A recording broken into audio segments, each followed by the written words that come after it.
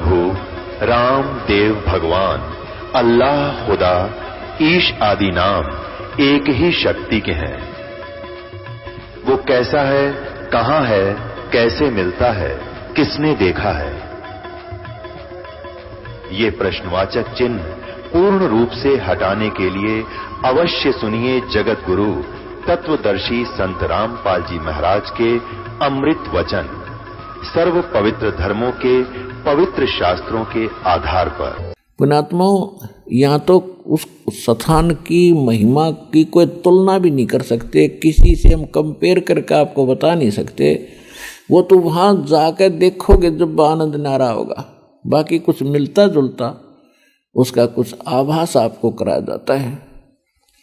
वहाँ सतलोक एक पृथ्वी है, जैसे यह धरती आप देख रहे हो ऐसी ही है, लेकिन उस पृथ्वी में प्रकाश गणा है।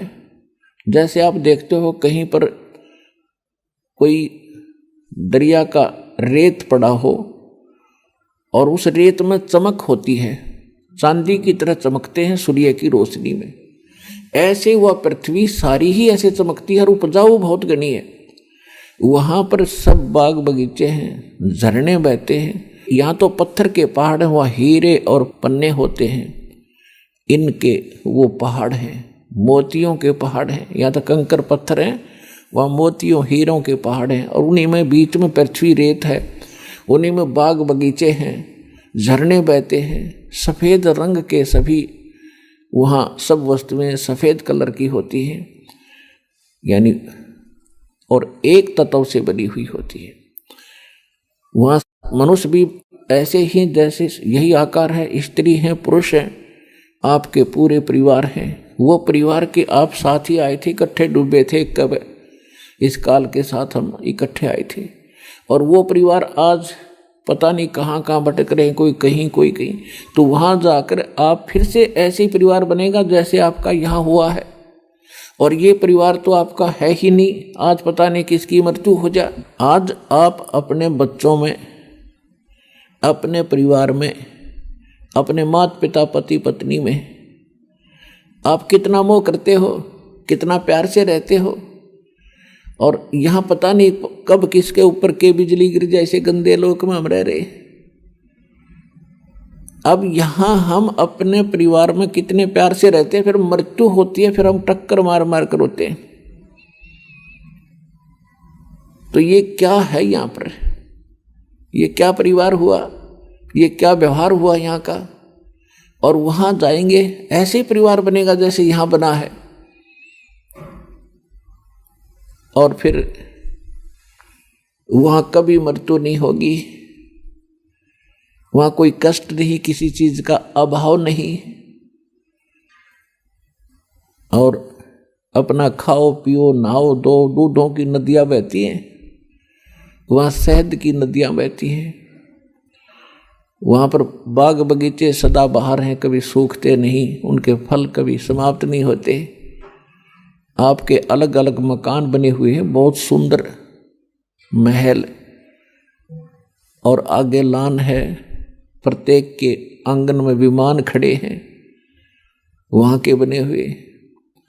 तो पुण्यात्माओं, ये कोई बालकों का ज्ञान नहीं, ये ना सोचना कोई डूम बाट के गीत है, कोई वैसे रोजी रोटी के लिए बहका रहा हो किसी को। ये आंखों देखा उन संतों ने बताया, भगवान ने आके बताया, और ये सारा ज्ञान आपके रूबरू हो रहा है, ये दास बतान लाग रहा है आपको। तो इस गंदे लोक से निकलने का ईब सु अवसर है। परमात्मा कहते हैं समझा है तो सिर धर पाओ और बहोर नहीं रे ऐसा दाओ।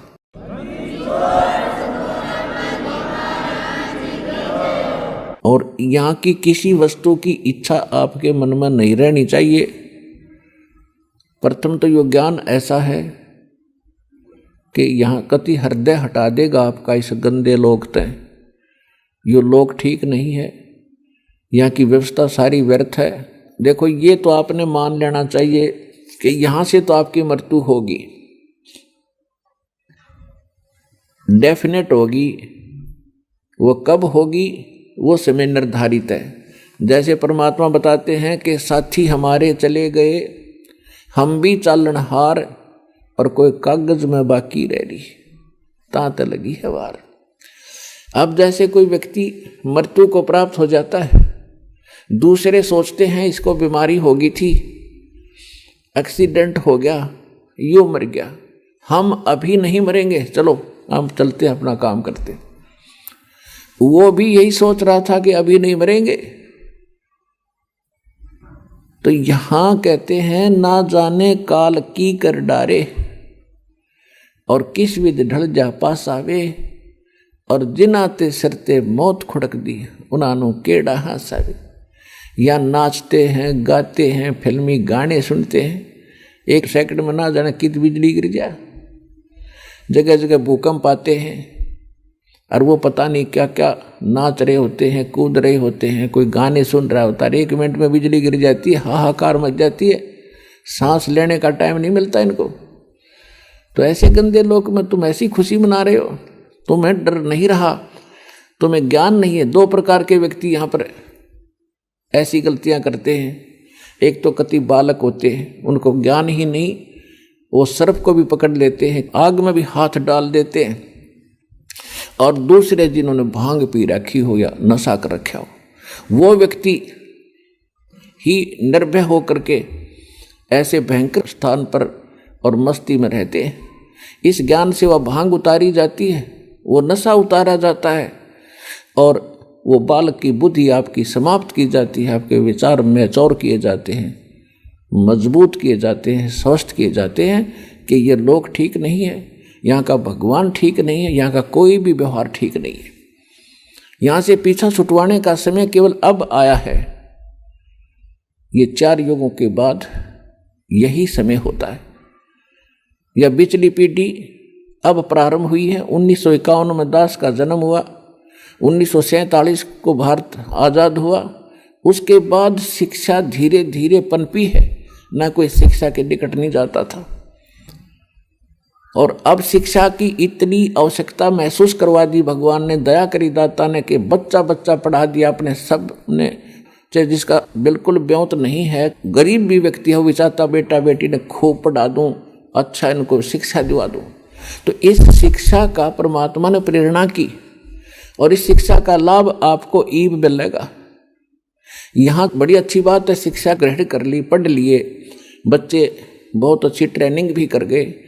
1 करोड़ बच्चे पूरे हिंदुस्तान में शिक्षा पूरी करके और अपने रोजगार के लिए चल पड़ते हैं। कितनों को नौकरियां मिलती हैं? मान लीजिए 10% ने, 10 लाख ने मिल गई 1 वर्ष में नौकरी, तो 90 लाख क्या कर रहे हैं? उनको तो कोई राहत मिली नहीं, अपना वही दैनिक कार्य जो परंपरागत होता है उसी को कर रहे हैं। तो इसका उद्देश्य ये था दाता ने आपको शिक्षित कराने का कि आप भगवान पहचान सकते हो और सदग्रंथों को देख सकते हो, विश्वास कर सकते हो। कबीर इज गॉड, हमारे सदग्रंथ क्या बताते हैं।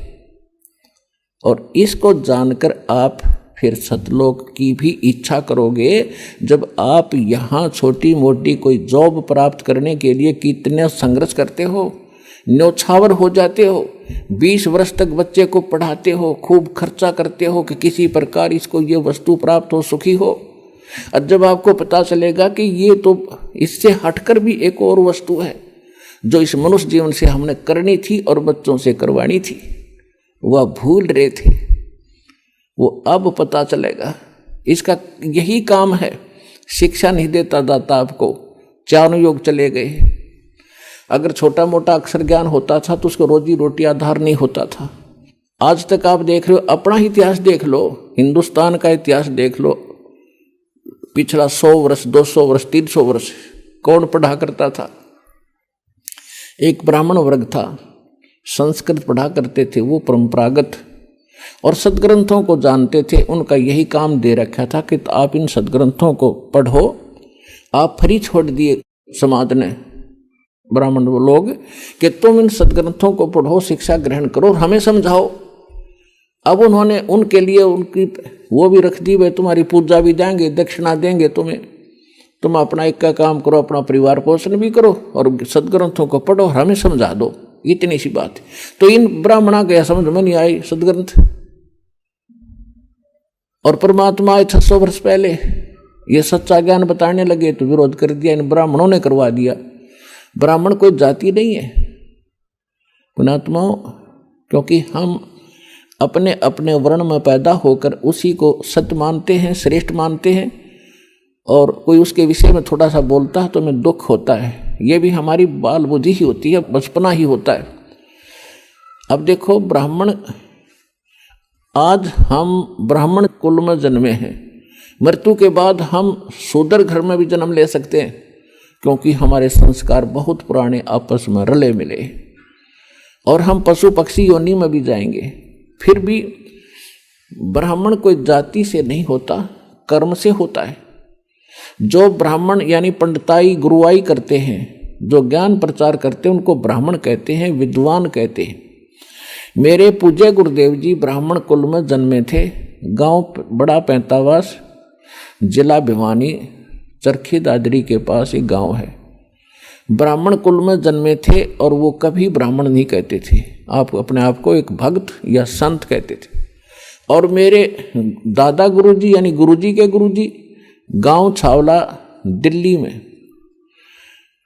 गांव छावला दिल्ली के वो जाट थे, और 15-16 वर्ष की आयु में मेरे परदादा गुरुजी के साथ वो चले गए थे, यानी उनके गुरुजी के साथ। और उन्होंने, मेरे जो परदादा गुरुजी थे, उन्होंने मेरे दादा गुरुजी को शिक्षा ग्रहण करवाई। इंटेलिजेंट थे, काशी विद्यापीठ से उनको पढ़ाया, 4 विषय के आचार्य बन गए वो, और उनको पंडित चिदानंद नाम से जाना जाने लगा।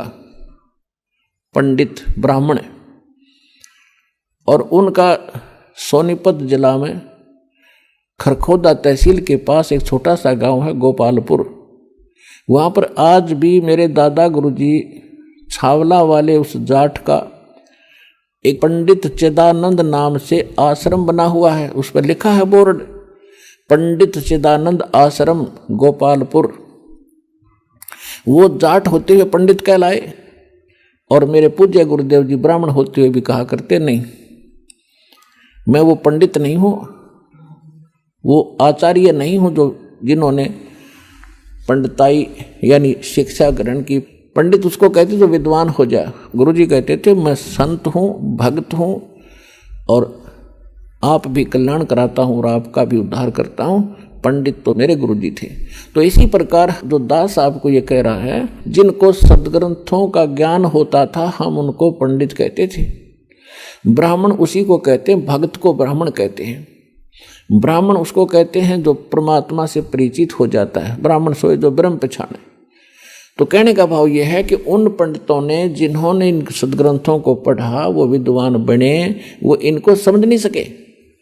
पढ़ना अन्य चीज होता है, समझना मूल वस्तु है। गुरु बिन काहू न पाया ज्ञाना, जो थोथा बुस छिड़े मूड किसाना।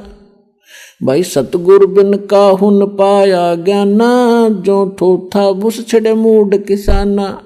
भाई गुरु बिन वेद पढ़े जो प्राणी, समझन सार रहे अज्ञानी। तो पुण्यात्माओं, इस दास से पहले और उन महापुरुषों के अतिरिक्त जिनको भगवान सीधे मिले या परमात्मा के अतिरिक्त इस विश्व में किसी को भी अध्यात्म ज्ञान नहीं था। ये सभी वेद ज्ञान विरुद्ध साधना बताते और करते रहे ब्राह्मण होकर के। ये सभी अज्ञानी थे। अपनात्माओं, ये शब्द यदि कहीं कहा जाए बगैर प्रमाण के तो इंसान का गला नहीं उतरा, बल्कि न्यू का यो मूर्ख आदमी है, सब न अज्ञानी बतावे। अज्ञानी का अर्थ है जिनको अध्यात्म ज्ञान नहीं, वेद ज्ञान नहीं, गीता ज्ञान नहीं, पुराणों का भी वो ज्ञान नहीं, यानी हमारे सदग्रंथों से अपरिचित जो गुरु हैं वो अज्ञानी हैं और वो गुरु पद बेशक प्राप्त किए हैं। तो इन बातों का धीरे धीरे समाज को पता भी चलेगा, क्योंकि इसीलिए आपको शिक्षित किया है। प्रमाण दास आपके रूबरू करता ही रहता है, आगे भी करते रहेंगे। अब जो प्रसंग चल रहा है हम उसी पर आते हैं। अब परमात्मा लेकर के गरीबदास जी की आत्मा को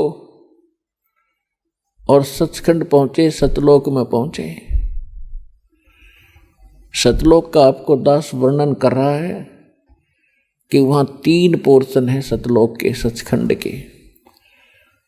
जैसे अपने राजधानी है दिल्ली की, एक तो उसमें बाह्य क्षेत्र है बाहर का जिसमें गांव आते हैं, वो भी दिल्ली ही कहलाती है। और फिर उसके बाद आता है शहर का हिस्सा जहां बाजार बने हुए हैं, वो सेकंड पोर्शन। उसके बाद आता है अपनी राजधानी स्थान, अपने जो राजा लोग रहते हैं, प्रधानमंत्री जी रहते हैं, राष्ट्रपति जी रहते हैं, यानी वो स्थान, वो तीसरा स्थान है। तो इसी प्रकार उस सतलोक के भी 3 पोर्शन हैं। बाहर का जो स्थान है, बाह्य क्षेत्र है, उसमें झरने बह रहे होते हैं, बाग बगीचे हैं सदाबहार, बहुत सुंदर वहाँ महक उठ रही होती है और झीनी झीनी आवाज वहाँ पर बजती रहती है जो बहुत सुहाती है, कानों को अच्छी लगती है। तो वहाँ कोई दुख नहीं, कोई कष्ट नहीं, कोई रोग नहीं, राग द्वेष नहीं, अभाव नहीं किसी वस्तु का, जिस कारण से वहाँ राग द्वेष नहीं।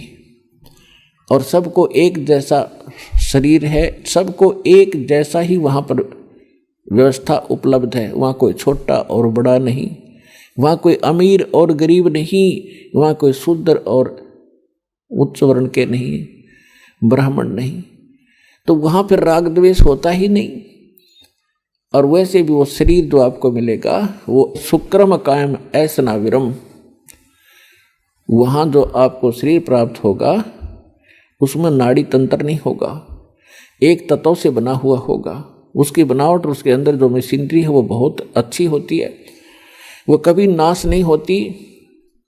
और वहाँ जो आप खाते पीते हो वो कहीं विसर्जन करने के लिए नहीं जाना पड़ता, उस बॉडी में उतना ही कंज्यूम हो जाता है। उसमें एक ऐसा सिस्टम मालिक अपनाया हुआ है। तो कहने का भाव ये है कि वो सुख हम यहाँ खोज रहे थे युगों से। अब जैसे नमक की बोरी में 1000 बोरी रखी हो नमक की, उसमें खांड का टेस्ट कोई ढूंढे तो वहां तो हो ही नहीं सकता। वो तो बूरा की बोरी में मिलेगा और दोनों एक जैसे कलर में एक जैसे हैं, रंग एक जैसा है, बोरी एक जैसी है। इसी प्रकार उस सतलोक की या नकल है। सतलोक में एज इट इज सृष्टि है। यहाँ तो ये अब खत्म हो गए, जैसे पेड़ प्याड़ ये तो कति कंडम हो गया काम सारा ही। इसलिए उसको सतलोक, अमरलोक, अजरलोक कहते हैं। वहाँ कोई वस्तु नष्ट नहीं होती। और यहाँ पर आप देख रहे हो ऐसी ही व्यवस्था है, ऐसे ही सृष्टि है और ऐसे ही वहाँ बाग बगीचे हैं, ऐसे ही पुरुष स्त्री हैं। और ये नकली संत सतलोक की महिमा गाते हैं, राधा स्वामी वाले या और भी कोई भी कबीर पंथी हैं, कहते हैं वहाँ प्रकाश ही प्रकाश है, चेतन ही चेतन है और परमात्मा निराकार है। आत्मा परमात्मा में ऐसे जाकर मिल जाती है जैसे बूंद समुद्र में, बस कोई अस्तित्व नहीं रहता। तो ये कहते हैं सटदल उवा बाई बकदा, ये उवा बाई बक्के थे। इनको ना आत्म अनुभव, स्वानुभव नहीं, न इनको परमात्मा का ज्ञान समझ में आया, न इनको गुरु ठीक मिले, जिस कारण से इन्होंने ऐसे विधान सिद्धांत बनाकर हमें भ्रमित कर रखा था। तो वहाँ पर ये सृष्टि, ये सतिथि है और वहाँ जाने के बाद आपकी फिर कभी मृत्यु नहीं होती। अब एक सोचने की बात है, एक गरीब आदमी जिसके पास मुश्किल से 1-2 कमरों का मकान हो और उसको कोई कह दे चाल तुझे 500 एकड़ जमीन बना बनाई कोठी इतनी सुंदर और उसको चल वहां तुझे देता हूं, या तो उसका विश्वास नहीं होगा और विश्वास होगा 2 मिनट लाओगा, छोड़ेगा ढूंढने, इनका पड़ा रहेगा, चल अपना हमारा ही मौज, वो पड़ा रहेगा कि जिसका कोई बरतो चाहे ना बरतो। तो ऐसा ही है जो दास आपको बता रहा है, या तो आपका विश्वास नहीं होगा लेकिन विश्वास दास करा के छोड़ देगा।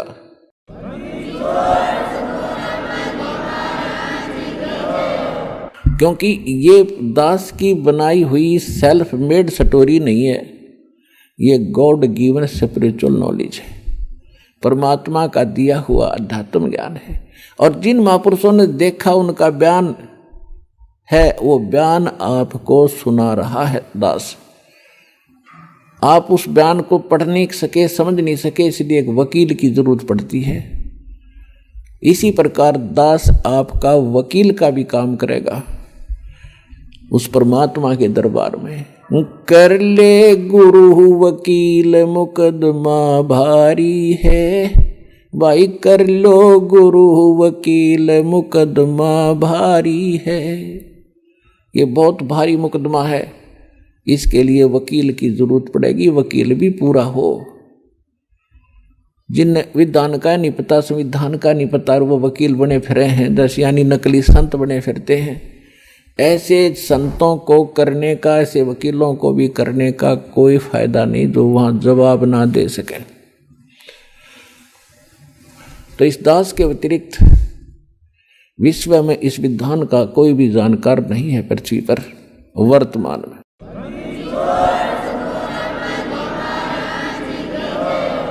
परमात्मा गरीबदास जी को लेकर गए जिंदा महात्मा के रूप में, और गरीबदास जी देखकर उस लोक को होए हैरान रह गए। अजब नगर में ले गए हमको सतगुरु आने, जल के बिंब अगाध गति हम सूते चादर ताड़े। अजब नगर में ले गए भगवान मुझे खुद आकर के। ये प्रमाण दे रहे हैं गरीबदास जी, अपना एफिडेविट बता रहे हैं वाणी में। तो वहां जाकर क्या देखा कि परमात्मा बैठे हैं सिंहासन के ऊपर, ऊपर सफेद छत्र और सिर पे मुकुट है, जैसे राजा विराजमान होते हैं। और उन परमात्मा के चेहरे को में इतनी रौनक है, इतनी समाइल है कि देखते ही आत्मा खुश हो जाती है। और जो ही गरीबदास जी ने देखा कि ओहो ये बैठे हो भगवान, तो भाई हो न देखते ही रह गया उनके चेहरे की तरफ। उधर से एक परमात्मा अपने दूसरे रूप में, जिंदा महात्मा के रूप में जो नीचे गए थे, वही जाकर के एक चमर उठाते हैं। चमर जैसे आप देखते हो यहाँ ग्रंथ साहिब पर करते हैं, पीछे ये घोड़ी के से बाल से आ रहे सफेद सफेद, ऐसा चंवर करते हैं। और उठाकर चंवर करने लगे जो सिंहासन पर बैठे भगवान के ऊपर। अब गरीबदास जी देख रहे हैं कि ये बाबा जी जिंदा महात्मा यहाँ का, इनका कोई शिष्य है, यहाँ का नौकर है, सेवक है, जो भगवान पर चंवर कर रहा है। और परमात्मा ये है जो सिंहासन पर बैठे।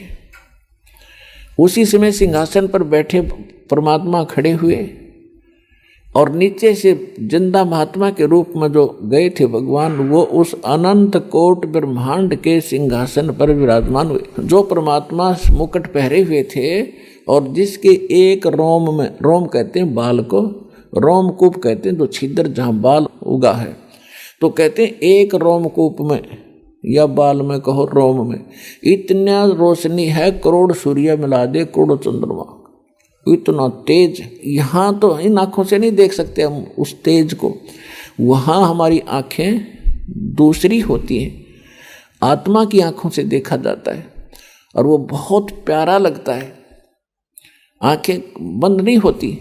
तो गरीबदास जी देख रहे हैं, असमंजस में पड़ गए, अभी भगवान कौन सा इनमें, बाबा जी तो इस पर बैठ के कुर्सी पे और भगवान खड़े हो गए चंवर करें जिंदा के रूप पर।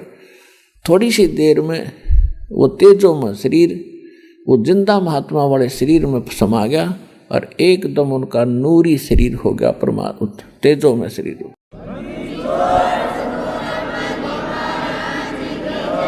और चंवर अपने आप हवा में हो रहा है, से अब हवा में ऐसे घूम रहा है।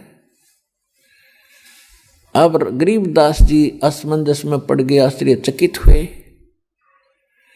तब परमात्मा ने उसको कई घंटे तक वहाँ ज्ञान सुनाया कि बेटा आप देख रहे हो ये ये स्थान है तुम्हारा। आप यहाँ रहा करते थे, चींटी तले का हाथी तक, गधे कुत्ते सुअर बने फिर रहे हो। वहाँ राजा बनकर, इंद्र बनकर, स्वर्ग में देवता बनकर आप फूले नहीं समाते हो। वो तो नरक है, वो तो कीड़ा की कुंड का आकर है ना, वो स्थान है वो 21 ब्रह्मांड इस लोक की तुलना। वो तो गरीबदास देख ही रहे थे कि सचमुच भगवान है। अब कहते हैं गरीबदास जी को मालिक ने बताया कि मैं भाई चारों युग में जाता हूं। जो उन्होंने उनको कथा सुनाई सारी, वो ज्यों की तो गरीबदास जी ने आकर नीचे बोली और वह नो की नो लिखवा दी गई। तो कहा कि मैं काशी में धानक रूप में रहा करता था, वहां दिखा करता, लोगों को कपड़ा बुनता, और मैं एक एक दिन बेटा हजार हजार जगह प्रगट होकर और अब तेरे भाई बहनों को ज्ञान सुनाया करता। लेकिन वो तो इतने अंधे हो लिए, इस काल की भांग पिए पड़े हैं भाई, उनकी आंखें नहीं खुलती। मैं रोवत हूँ सृष्टि को, सृष्टि रोवे मोहे, गरीबदास इस वियोग को हो समझ न सकता कोई। गरीबदास जी को भगवान समझा रहे हैं कि गरीबदास वो सभी मुझे खोद रहे हैं। हे सुखदाई परमात्मा, हे संकट मोचन, हे मंगल करने वाले परमात्मा, आप कहाँ हो, हमें सुख दो। और मैं जब जाके कहता हूँ कि मैं परमात्मा हूँ तो ये मेरी मानते नहीं, मेरा ज्ञान नहीं सुनते। हमरा ज्ञान किने ना सुनिया, ये पर भी लेने जाते है दुनिया। पर भी नहाने जाते हैं कुंभ के मेला पे और उड़ा कत्लेआम हो जाता है, एक्सीडेंट दुर्घटना में मर जाते हैं और कोरा पाप कमाते हैं, वहां कोई लाभ नहीं। उन बच्चों को काल ने इनको इतना भ्रमित कर दिया। तो गरीबदास जी कहने लगे परमात्मा अब मुझे यहीं रख लो। परमेश्वर ने कहा बेटा ऐसे नहीं रखा जाता। जैसा आपको पहले बताया था दास ने कि काल भगवान का और परमात्मा का एक एग्रीमेंट हुआ था। तो उसने ये कहा था कि भगवान आप अपना ज्ञान सुना के अपना बनाकर जो हृदय से आपको चाहे, आपके ज्ञान को माने और आप में हृदय से आपको चाहेगा तो वो आपका, बाकी मेरे। जबरदस्ती ना करना, बलपूर्वक ना ले जाना। परमात्मा ने कह दिया था कि ठीक है मैं बलपूर्वक नहीं लेके जाऊंगा और अपना ज्ञान सुनाऊंगा। और दूसरी बात यह है कि जब आप यहां से गए भक्ति धन से परिपूर्ण थे, उतने ही भक्ति कमाई करके यहां आ सकते हो, वैसे नहीं आ सकते। अब तो मैं लाया हूं आपको, लेकिन आप यहां रह नहीं सकते। अब बालक थे, आंखों में आंसू भर आए, क्योंकि वहां जाने के बाद पता चलता ये क्या है, ये तो नरक दिखाई देता। यहाँ का चाहे सारी पृथ्वी का राजा हो, कति नरक दिखाई देता उस सुख की तुलना में। तब परमात्मा ने कहा कि बेटा तू चिंता ना कर, मैं तेरे साथ रहूंगा और ये ऐसा मंत्र दूंगा जल्दी ही आप भक्ति युक्त हो जाओगे। ऐसा नाम दूंगा सतनाम और सारनाम कि बहुत जल्दी भक्ति धनी बन जाओगे। अपने आत्माओं, इस आत्मा को हमने भक्ति से चार्ज करना है, भक्ति से फुल करना है, तब यह काम करेगी, तब ये भक्ति युक्त होकर के वहां जा सकती है। जैसे एक तो साइकिल में हवा भरा कर हाथ से पंप चला के वो एक छोटी सी ट्यूब में डाल सकते हैं, उसमें टायर में नहीं भर सकते उससे, और लगे रहेंगे तो काफ़ी समय लगेगा। मनोहन 3-4 दिन 10 दिन लग जाए उसमें, अगर उसी से को पचा। लेकिन वो तरीका नहीं है ट्रक की टायर में हवा भरने का, उसके लिए तो एक प्रेशर चला हुआ है, उससे भरी जाएगी वह, और मिनट में भर दो। इसी प्रकार जो भक्ति विधि मैं बताऊंगा गरीबदास, वो इतना गजब की होगी कि थोड़े ही समय में तुम्हारे टायर भर जाएंगे, फुल हो जाएंगे, और फिर कितना लोड धर के चल पड़ी हो, कका उठा देंगे वह। तो जब भक्ति युक्त आत्मा हो जाएगी फिर इसने कोई रोक नहीं सकता। आस्था वहां हो जहां आशा ता बासा होई। इस ज्ञान से आपकी एक ऐसी आस्था बनेगी। अरे संसार आप देख ही रहे हो, इसका तो आपको पता ही चल जाएगा, क्योंकि पहले तो आप अपने संसारिक व्यवहारिक काम में व्यस्त थे, लोगों को देख रहे थे, मान लिया था इतना ही काम है मनुष्य जीवन का, बच्चे हो गए, इन्हें पाल दें, इनका विवाह कर दें, फिर इनका संतान हो जा, मर जा बेच सके, इतना ही जान रखा था हमने। अब पता चलेगा इसके मूल कार्य का, और फिर वहां जाने की अब विधि का प्राप्त होगी। तो उसके लिए परमात्मा ने उनको बताया कि एक मंत्र है 2 अक्षर का, दूंगा तेरे को, जिसमें एक ओम है, एक दूसरा गुप्त है, और तेरे को दूंगा, लेकिन आप किसी को और को भी बताना नहीं। एक लिख देना अपनी एफिडेविट रूपी वाणी में, अमरवाणी में। और कबीर सागर में कबीर साहिब की वाणी में कुछ इन लोगों ने गड़बड़ कर दी थी, जिस कारण से परमात्मा ने अपनी महिमा की वाणी गरीबदास जी को अपना साक्षात्कार करवा कर सतलोक ले जाकर वापस छोड़कर उससे कंप्लीट लिखवा दी। कबीर सागर में भी 90% 80% बातें सत्य हैं, 20% इन्होंने अपने हिसाब से उल्टी सुल्टी कर ली, इनका समझ में आई को नहीं। इन नकली कबीर पंथियों के जिन्होंने अपने अनुकूल लगी उसको वैसे ही थोड़ा सा चेंज कर दिया, फिर भी उसमें सत्यता बहुत कुछ है। और गरीबदास जी ने फिर क्लियर कर दिया। अब क्या बताया गरीबदास जी ने अपनी अमृतवाणी में बताया है, सत्य नाम पालड़ रंग होरी हो, भाई 14 लोक चढ़ावे राम रंग होरी हो, 3 लोक पास्यंग धर रंग होरी हो, तो ना तुले तुलाया राम रंग होरी हो। होरी माने जैसे हम होली मनाते थे ना, होली खेलते थे, तो गरीबदास जी के पास जब गरीबदास जी वापस नीचे आए थे, किसी ने कहा कि महाराज आओ होली खेलेंगे, होली। परमात्मा बोले भैया नकली होली नहीं खेला करते हम, अब हमें पता चल गया वो असली होली खेलेंगे, राम रंग वाली। राम के रंग में हम रंगे गए और ऐसे रंग गए यू फिर कदे ना उतरे मेरा। तो उसके बारे में बता रहे हैं, मन राजा खेलन चला रंग होरी हो, उस पर पटन पर लोक राम रंग होरी हो। फिर कहते हैं सत्य नाम पालड़ रंग होरी हो, 14 लोक चढ़ावे राम रंग होरी हो, 3 लोक पास्यंग धर रंग होरी हो, तो ना तुल तुलाया राम रंग होरी हो। सतनाम का जो 2 अक्षर का मंत्र है उसकी कीमत बता रहे हैं गरीबदास जी। परमात्मा ने उनको बताया, उन्होंने फिर हमें बताया, तो परमात्मा गरीबदास जी को बता रहे हैं एक सतनाम का सिमरण श्वास और उश्वास से करने से, क्योंकि ये 2 मंत्र हैं और 2 ही प्रकार से इसका जाप होता है।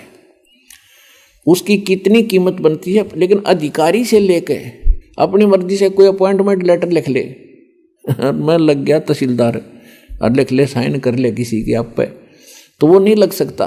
वो तो अधिकारी ही अपॉइंटमेंट लेटर पे वो भर चाहे कोई, 2 साइन उसके होने चाहिए ओरिजिनल। तो इस विश्व में 21 ब्रह्मांड में इस नाम के दान करने का इस दास के अतिरिक्त कोई अधिकारी नहीं है।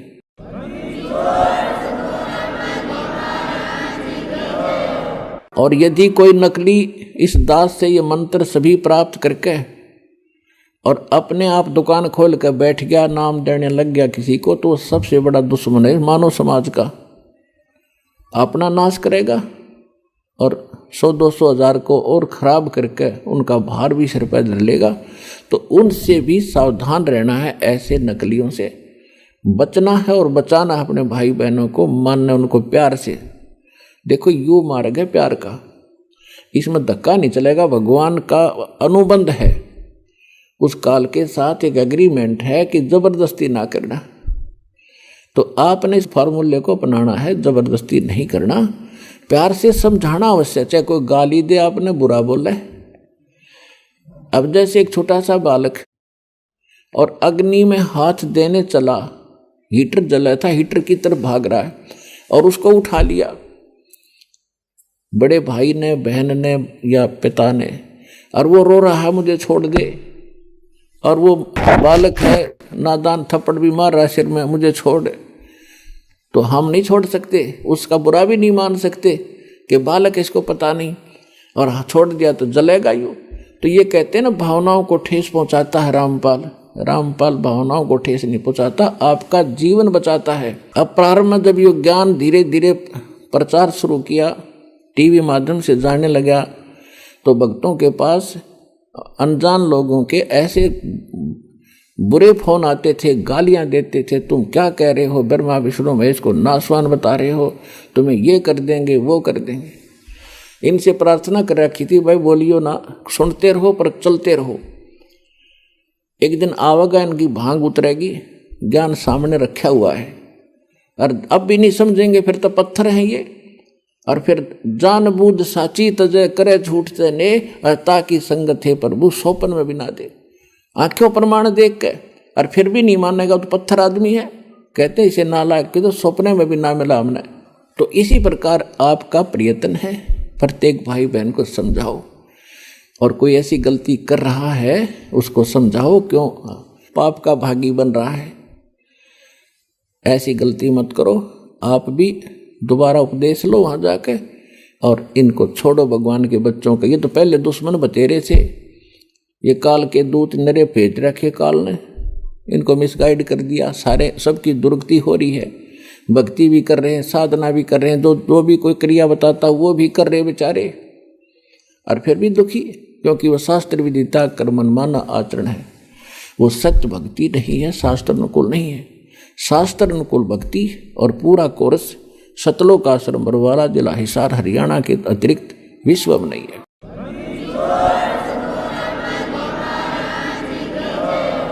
तो प्रसंग चल रहा है कि एक सतनाम के जाप को अधिकारी इस दास से प्राप्त करके एक भी सांस अपने स्वरित और निरत मन और पवन इन चारों पदार्थों को एकत्रित करके लेना है। कबीर साहब कहते माला तो कर में फिरे और जिव्या फिरे मुख माही, मनुआ तो चहूं दिस फिरे ये तो सुमरण नाही। कबीर साहब कहते हैं कि हाथ में तो माला मणिया घूम रहा है, और जीभ मुख में घूम रही है, और मन कहीं घूम रहा है, ये सुमरण नहीं होता। कहते हैं स्वरित नृत मन पवन पर, और सतनाम का वो जाप लगातार चले। सुरत नृत मन और पवन इकट्ठे रखे। जैसे आप सिमरण करते हो, सांस के सिमरण सतनाम दिया है, या प्रथम मंत्र भी जाप करते हो, उस पर ये ध्यान रखे कि जैसे आप प्रथम मंत्र बोला प्रथम मंत्र का, तो ये सोचा ये किसके विषय में है। 5-4 जो लगातार जो मंत्र करें, 5-4 बार ये अभ्यास करें, ये किसका है, और उसके बाद बेशक शीघ्र करो, लेकिन ये ध्यान रहे मैं बोल क्या रहा हूं। अब बोलते हो सत सुकृत अवगत कबीर, तो फिर इस क्या बोल रहा हूं ये शब्द है, इस शब्द के साथ इस चित्त यानी मन को लगाना है, और ध्यान रहे कि मैं क्या बोल रहा हूं, कौन से अक्षर का उच्चारण कर रहा हूं। तो इसमें स्वरित और नृत अपने आप रहेगी कि किस जाप को कर रहा हूं। स्वरित नृत मन और पवन। पवन माने वायु, जो श्वास के सिमरण से संबंधित है ये, कि इस पर श्वास जब जाप करो तो इसके साथ ये सांस भी ध्यान हो कि मैं बाहर कौन सा छोड़ रहा हूं, अंदर कौन सा ले रहा हूं, और कौन मंत्र का उच्चारण कर रहा हूं। ये आपकी सुरत और नृत्य में रहना चाहिए। मैं के बोलूं हूं, अपनी सुरती उस पर लाए रखे। सुरती समझो आत्मा के कान हैं, और नृत्य जो है आत्मा की आंखें हैं, ऐसा समझ कर दो। अब जैसे सुमन करते हो तो क्या मैं बाहर छोड़ रहा हूं, कौन से मंत्र का उच्चारण अपने आप होता, श्वास से महसूस होता मैं क्या बोल रहा हूं, उस पर ध्यान रहे, अंदर क्या ले रहा हूं। तो ये सुमन बना आपका। ध्यान कहीं और उश्वास करें जाओ खेचम खेचा, इससे कोई लाभ नहीं। स्वरत नृत्य उस पर लगी रहे, मैं क्या बाहर छोड़ रहा हूँ क्या अंदर ले रहा हूँ, या प्रथम मंत्र में किस किस जाप को कर रहा हूँ। जब जल्दी करते हो, क्योंकि स्वाभाविक हो जाता है, जल्दी करना पड़ता है, तो उसमें ये सोचो मैं बोल के रहा हूँ। पहले तो ये पता हो कि किस किस का जाप है, ये 2-4 बार अभ्यास करके फिर बेसिक केवल शब्द पर ही ध्यान रख सकते हो। के बोल रहा हूँ, कौन सा मंत्र बोल रहा हूँ, हरियम बोल रहा हूँ, किलियम बोल रहा हूँ, उस पर ध्यान रहे। तो उस पर जरूर रहना चाहिए, वो नहीं माला फेरे जाओ। तो ऐसे ही सतनाम पर बात चल रही है कि सतनाम पालड़े, तराजू के एक पलड़े में ऐसे किया हुआ श्वास उश्वास सुरत नृत्य और मन और श्वास के साथ किया हुआ एक श्वास के सिमरण की, ओनली एक मंत्र, सांस बाहर छोड़ा और अंदर ले लिया, पूरा हो गया एक मंत्र। इस एक मंत्र के जाप को तराजू के एक पालड़े में रख दो, उसकी कीमत, और दूसरे पलड़े में 14 लोक, विष्णु का लोक, शिव का लोक और ब्रह्मा जी का लोक, धर्मराज का लोक, नीचे के यताल पताल उतल सारे, और ऊपर के गोलोक और दुर्गा का लोक, ब्रह्मलोक, सपतपुरी, स्वर्ग और नरक। स्वर्ग नरक ये अलग 3 लोक न्यारे हैं, ये स्वर्ग पृथ्वी और पाताल ये लोक अलग हैं 3, इनसे हटकर हैं। तो क्या बताया है कि ये 14 लोक उस महास्वर्ग तक दूसरे पालड़े में रखते सतनाम के श्वास के से तोलने के लिए, और 3 लोक ये पृथ्वी पाताल और स्वर्ग लोक ये तो पास्यंग रखा है। पास्यंग क्या होती है आजकल के एजुकेटेड बच्चों को पता नहीं, क्योंकि ये ज्ञान गूढ़ रहस्य है और अपनी लोकल लैंग्वेज में ये एक सूक्ष्म वेद है। तो दास का जन्म ऐसे समय में दिया, दाता ने दास ने दोनों जमानों की लैंग्वेज का ज्ञान हुआ, जिस कारण से इन गूढ़ रहस्यों को आज समझ सका। और इस ग्रंथ को, गरीबदास साहिब जी के ग्रंथ को आज के बालक पढ़ के देख लो, इन्हों के डरते इसमें पता नहीं क्या लिख रखा है, क्योंकि वो भाषा उन्होंने अपने उस समय की भाषा में लिखा। तो उसमें क्या लिखा, पासिंग किसे कहते हैं, जैसे हमारे यहाँ दास का जन्म किसान परिवार में हुआ तो हमारे घर पर ये व्यापारी लोग आते थे, कोई चने तो ले जाता था, कोई बाजरा, कोई गेहूँ। तो वो क्या करते थे, जब तोलते समय हमारे पिताजी कहते थे कि भाई लाला जी अपनी तराजू चेक करा पहले। वो देखते थे अगर थोड़े से अनबैलेंस्ड होती, वो सौदा करने आया था, जैसे गेहूं का ढेर पड़ा है और उसी को तोलना था, तो गेहूं ही एक मुट्ठी उठाई उस ढेर में से, और तराजू को एकसार करने के लिए, एररलेस करने के लिए, उसकी त्रुटि निकालने के लिए एक पलड़े में वो थोड़े से गेहूं डाल देता था 2-4 ग्राम, और जिससे वो डिफेक्ट तराजू का खत्म हो जाता था तो उस तरफ बट्टे रख देता था। और फिर उसके बाद वो सौदा कणक का तो घना था, वो पासिंग का तो कोई सौदे में अकाउंट है नहीं उस पासिंग का, तो जो रखे थे इतने गेहूं, तो ये पासिंग समझो। तो अब क्या बताते हैं गरीबदास जी, सतनाम पालड़े रंग होरी हो। सतनाम के 2 अक्षर हैं, वो तो स्पष्ट लिखा है वाणी में। सतनाम तो दास इसलिए बोल रहा है, इसको थोड़ा सा सार्वजनिक कम कर रहा हूं अभी, वैसे कर तो दिया तकरीबन। वो 2 अक्षर का नाम है, एक ओम और दूसरा वो तत् सांकेतिक है। कहते ये सतनाम है 2 अक्षर का, ये 2 अक्षर के नाम का जाप सतनाम कहलाता है। तो कहते सतनाम पालड़े रंग होरी हो, और 14 लोक चढ़ावे राम रंग होरी हो। 3 लोक पासिंग धरे रंग होरी हो, तो ना तुले तुलाया राम रंग होरी हो। ओए होए, अब एक सिमरन की ओए होए इतनी कीमत है। और परमात्मा खुद अपनी वाणी में बोलते हैं, कबीर कहता हूँ कहीं जात हूँ और कहूँ बजा के ढोल, श्वास जो खाली जात है ये 3 लोक का मोल। ये तो जो बिना नाम करे तुम खाली छोड़ रहे हो, ये भी इतना कीमती है, 3 लोक का मोल। और सतनाम के साथ जाप किया जाता, कहते 3 लोक पासिंग धरे रंग हो रही हो, तो ना तुला तुला राम रंग हो रही हो। इसकी इतनी कीमत बन जाती है सतनाम के जाप से। और फिर सारनाम, ओए उसका तो कहना है कि आपके ऊपर जो परमात्मा ने रहम किया है उसका कोई एस्टीमेट लगाकर दास नहीं बता सकता, कितनी दया आपके ऊपर हुई है। यहाँ आना हंसी खेल है। आप देख लो हरियाणा के लोग कितने आ रहे हैं, और मध्य प्रदेश, उत्तर प्रदेश, राजस्थान, वहाँ से कैसे आ रहे हैं। तो कहते हैं अभी तक इन्होंने ज्ञान नहीं या इनके इतने अच्छे संस्कार नहीं बने हैं जो यहाँ तक पहुँच सके। तो एक दिन ऐसा आवेगा, परमात्मा ने बोल रखा, पूरा विश्व ने ही ये ज्ञान स्वीकार करना ही पड़ेगा, और कोई विकल्प नहीं है, नहीं तो घने दुखी हो जाएंगे।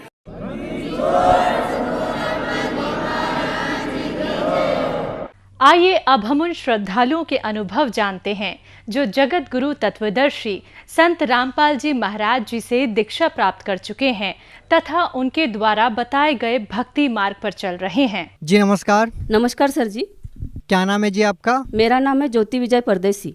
ज्योति जी, आप कहाँ से आए हैं? मैं आई हूँ अर्नस फैक्ट्री वरणगांव, तालुका भुसावल, जिला जलगांव, महाराष्ट्र से। ज्योति जी, संत रामपाल जी महाराज जी की शरण में आने से पहले आप क्या भक्ति साधना करते थे? सर जी, हम पारंपरिक साधनाएं करते थे सभी। मैं पहले शादी से पहले जो था वो बताऊंगी पहले आपको कि शादी से पहले मैके में हम सभी पारंपरिक साधना करते थे। उसमें सभी देव देवताओं की पूजा करना और मतलब सप्ताह करके मतलब हरी कथा होती थी 7-7 दिन की। तो उस कथाओं में जाके हम हमारे जो गुरुजी बनाए हुए थे तो वहाँ पे 7-7 दिन रुक के पूरी सेवा करते थे। उसके बाद मतलब हमारे यहाँ संतों का आना जाना भी रहता था। तो पूरी श्रद्धा से हम मतलब सारा व्रत रखना, एकादशी का व्रत रखना, सोमवार का व्रत रखना, हर दिन मतलब संडे को छोड़ के ऐसा कोई दिन नहीं था कि मैं मतलब व्रत नहीं रखती थी और कोई पूजा नहीं करती थी। हर दिन मेरा पूजा भक्ति भाव से ही रहता था। ज्योति जी, आपने बताया कि आपने अपने जीवन में इतनी श्रद्धा और आस्था के साथ भक्ति की और आप संतों की शरण में भी गए हैं, उनके सत्संग भी सुने हैं। तो हम आपसे जानना चाहेंगे कि इतना सब करने के बाद आप संत रामपाल जी महाराज जी की शरण में क्यों गए? हम मतलब इतनी भक्ति भाव से हम करते थे, फिर भी हमने मतलब जो दुख झेले हैं तो इसका कोई अंत नहीं रहता, मतलब नहीं था। और आपको हम बताएंगे भी कि मैं इतनी भक्ति भाव से सभी देव देवताओं की भक्ति करती थी, फिर भी ये दुख मुझे क्यों आते थे, ये बार बार प्रश्न मेरे मन में उठता था। पहला मेरा दुख था कि सबसे मतलब शादी के बाद का जो दुख होता है, शादी करके मैं उस घर में जैसे ही आई तो उस दिन से मतलब बच्चा जो मतलब हो रहता है होना, तो मेरे गर्भ रहता था और गर्भ रहने के बाद 9 महीने का बच्चा होता भी था और एक दिन बच के मतलब वो मर जाता था। तो ऐसा मेरे साथ 4 बार हुआ। उसके बाद दूसरा दुख मेरा ये है कि माइग्रेन पेन की शिकायत थी मुझे कम से कम 5-6 साल। तो वो दर्द ऐसा होता था कि मतलब मेरा सर फट जाएगा ऐसे लगता था। मैं 3-3 गोलियां खाती फिर भी मेरा सर दर्द बंद नहीं होता था। इससे मतलब बहुत भयानक दर्द होता था और किसी से मैं बात भी नहीं कर पाती थी उस सर दर्द के कारण। और ऐसे लगता था कि पड़े रहो, और हर दिन का मेरा था, ऐसे नहीं कि एक दिन सर दर्द हो गया तो रोज़ मैं कम से कम निमोस्लाइड जो था 3-3 गोली खा के भी मेरा बंद नहीं होता था। तो इस दर्द से भी मैं बहुत परेशान थी। आपने संत रामपाल जी महाराज जी से नाम दीक्षा कब ली? मैंने संत रामपाल जी महाराज जी से नाम दीक्षा 3/6/2012 में ली है। संत रामपाल जी महाराज से नाम दीक्षा लेने के बाद आपको क्या क्या लाभ मिले? उसके बाद मुझे जो लाभ मिले हैं पर संत रामपाल जी महाराज जी के दया से, उसमें सबसे पहला मेरा लाभ मैं आपको बताऊंगी, और वो सिर्फ सत्संग सुनने से ही जो लाभ हुआ है वो मैं आपको गिनाऊंगी।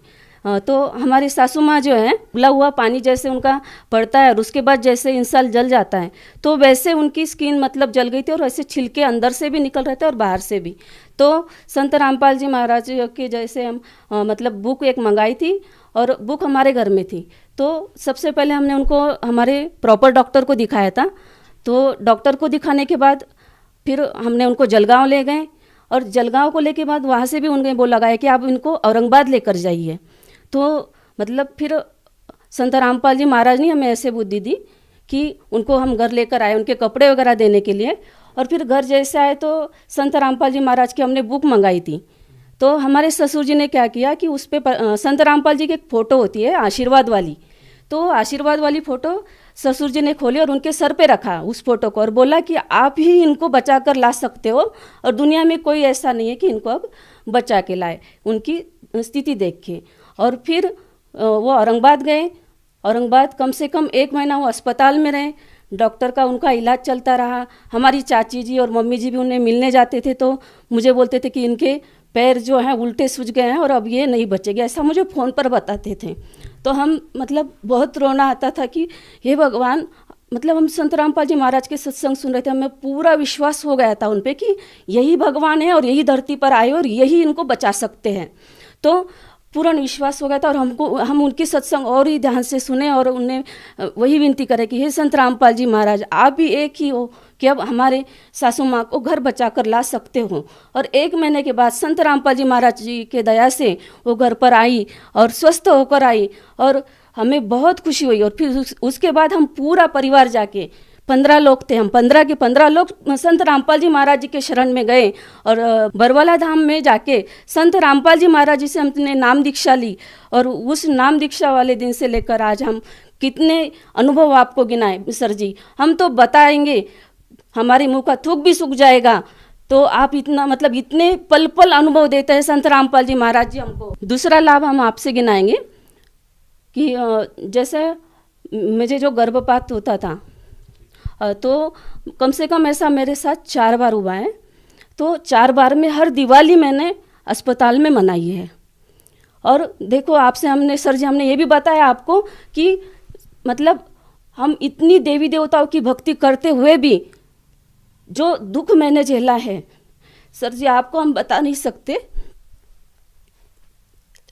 कि हर दिवाली में मतलब वही मेरा रहता था कि बच्चा रहता था और मैं अस्पताल में जाके वही मेरे बच्चा होता था, एक दिन रुकता था और उसको मतलब मेरे जो पतिदेव है उसको डाल के आते थे। तो मैं उस भगवानों से विनती करती थी, मैं जिनकी भक्ति करती थी तो उनको विनती करती थी कि आप बच्चा नहीं रखते हो तो हमें क्यों जिंदा रखते हो, हमें ही मार डालो। लेकिन उन भगवानों ने मेरी नहीं सुनी। तो ये सबसे मेरा बहुत बड़ा डर था। उससे पहले ही परमात्मा ने दया कर दी थी। नाम दीक्षा तो हमने बाद में ली है, लेकिन मैं जब ये बोला करती थी कि कोई सच्चा भगवान है इस धरती पर तो मुझे इस दुख से बचाए, तो मुझे अभी यह लगता है कि मुझे तभी संत रामपाल जी महाराज जी ने ही मतलब कबीर भगवान हम जिनको मानते हैं संत रामपाल जी महाराज जी को, तो उन्होंने आकर ही मुझे वो 2 संतान दिए हैं। दुनिया भले ही कुछ ही कहते रहे, लेकिन मेरे लिए तब भी जब मैंने नाम नहीं लिया था तब भी संत रामपाल जी महाराज जी ने ही मुझे ये 2 बच्चे हैं, मेरा एक बेटा है और एक बेटी है। तीसरा लाभ मेरा ये है कि मुझे माइग्रेन पेन होता था। तो माइग्रेन पेन में सर जी मैं मतलब इतना परेशान हो जाती थी कि मुझे ऐसा लगता था कि मेरा सर फट जाएगा और बहुत मैं मतलब पड़ी रहती थी सर दर्द की 3-3 गोली खा के और घर का काम करना वैसे ही उसी हालत में। तो सर दर्द मतलब ऐसे माइग्रेन का सर दर्द जिसको होता है वही समझ सकता है कि माइग्रेन पेन क्या है। तो संत रामपाल जी महाराज जी से नाम दीक्षा लेने के बाद मेरा माइग्रेन पेन कहाँ गया ये मुझे पता भी नहीं चला। संत रामपाल जी महाराज जी से मेरे पर बहुत ही दया की है। लेकिन क्या इसके पहले आपने किसी डॉक्टर को भी दिखाया? बहुत डॉक्टरों को दिखाया मैंने। कहाँ दिखाया? मैंने जलगांव में दिखाया, मैंने भुसावल में दिखाया, हमारे प्रॉपर जो हॉर्नस फैक्ट्री के डॉक्टर हैं इनकी भी दवाई खाते रहे, लेकिन मुझे किसी दवाई से आराम नहीं पड़ता था। बस डॉक्टर यही बोलते थे कि आप दवाई खाओ, यही आपका इलाज है। और इंजेक्शन नहीं, 3-3 गोली खाने के बाद भी मुझे जब नहीं आराम पड़ता था तो मैं इंजेक्शन लेने से भी मेरा सर दर्द बंद नहीं होता था। मुझे जैसे अभी और भी एक लाभ है मेरा, हम ऐसे जा रहे थे गाड़ी से तो मतलब रात के समय था और किसी काम से हम जा रहे थे। तो उस समय क्या हुआ कि हम दोनों ही साथ में चल रहे थे देर रात, तो दोनों को ही नींद आ गई, हमको दोनों ही सो गए।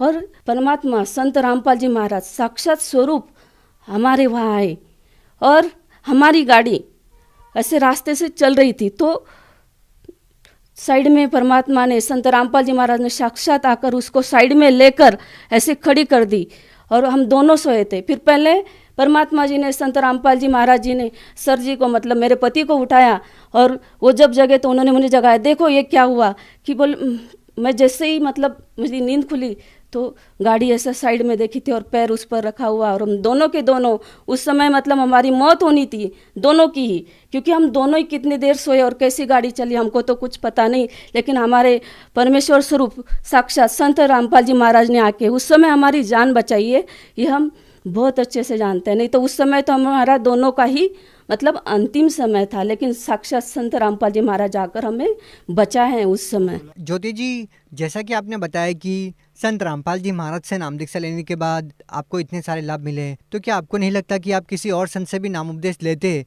तो आपको इस तरह के लाभ मिल सकते थे? बिल्कुल सही बोला आपने, लेकिन हम पहले ही बहुत सारे संतों के शरण में, क्योंकि बचपन से ही दासी मतलब बचपन से ही सभी संतों, गली गली के संतों से, आचार्यों से हमारे घर में आना जाना रहता था। तो हमारे यहाँ आचार्य, शंकराचार्य, ये सभी आते रहते थे और हम इनकी सेवा करते थे। इससे हमें कोई लाभ हुआ ही नहीं। इसलिए हम संत रामपाल जी महाराज जी से नाम दीक्षा लेने के बाद क्यों लाभ हो सकता है, क्योंकि संत रामपाल जी महाराज जी जो भक्ति बताते हैं सभी शास्त्रों अनुसार भक्ति बताते हैं और इससे लाभ होते हैं। ज्योति जी, हम आपसे जानना चाहेंगे कि आपने बताया कि आपके पति पहले बहुत नशा करते थे और वो चाहकर भी नहीं छोड़ पा रहे थे, तो आपके पति ने नशा कैसे छोड़ दिया? ये तो संत रामपाल जी साक्षात धरती पर भगवान आए और इनके आशीर्वाद और कृपा से और इन जो भक्ति विधि देते हैं, इन्हीं के भक्ति, सही भक्ति विधि से, शास्त्र युक्त भक्ति विधि से ही इनका नशा छूटा। नहीं तो मुश्किल था मेरा जीना तो मुश्किल ही था, लेकिन मेरे पति पता नहीं आज मेरे पास होते कि नहीं होते। तो ये तो संत रामपाल जी महाराज जी की ही कृपा है कि आज मेरे पति, मेरे बच्चे और हम सब परिवार सिर्फ संत रामपाल जी महाराज जी के आशीर्वाद से ही सुखी है और संत रामपाल जी महाराज की सद्भक्ति से ही सब लाभ हो सकते हैं। नशा तो क्या, परमात्मा संत रामपाल जी महाराज सभी मतलब कैंसर जैसा रोग जो कि डॉक्टर बोल देता है कि भाई पेशेंट को घर को लेके जाओ, हमने खुद देखा है, ऐसे हुआ है हमारे सामने कि उसको भी ठीक कर सकते हैं। तो नशा तो परमात्मा संत रामपाल जी महाराज जी के सामने कुछ नहीं, ये तो सब कुछ कर सकते हैं।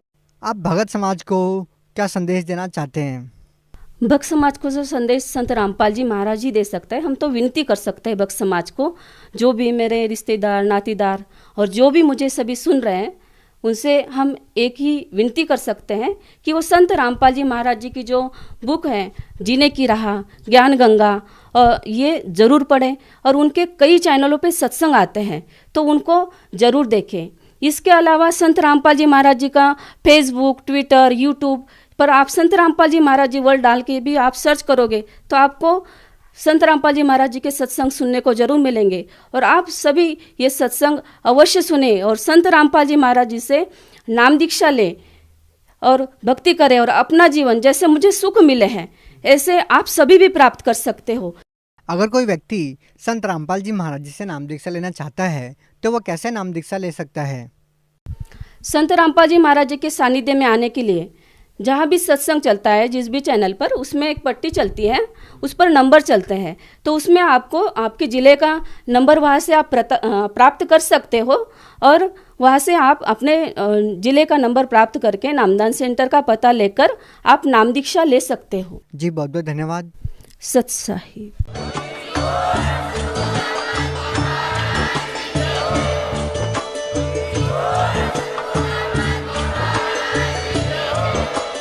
आप सुन रहे थे जगत गुरु तत्वदर्शी संत रामपाल जी महाराज जी के मंगल प्रवचन। अधिक जानकारी के लिए विजिट कीजिए हमारी वेबसाइट www.jagatgururampalji.org। संत रामपाल जी महाराज जी के शुभ आशीर्वाद से पूरे विश्व भर में 500 से भी ज्यादा नाम दीक्षा केंद्र हैं, जिन पर संत रामपाल जी महाराज जी द्वारा ऑनलाइन निशुल्क नाम दीक्षा दी जा रही है। अपने नजदीकी नाम दीक्षा केंद्र का पता करने के लिए संपर्क करें 8222880541।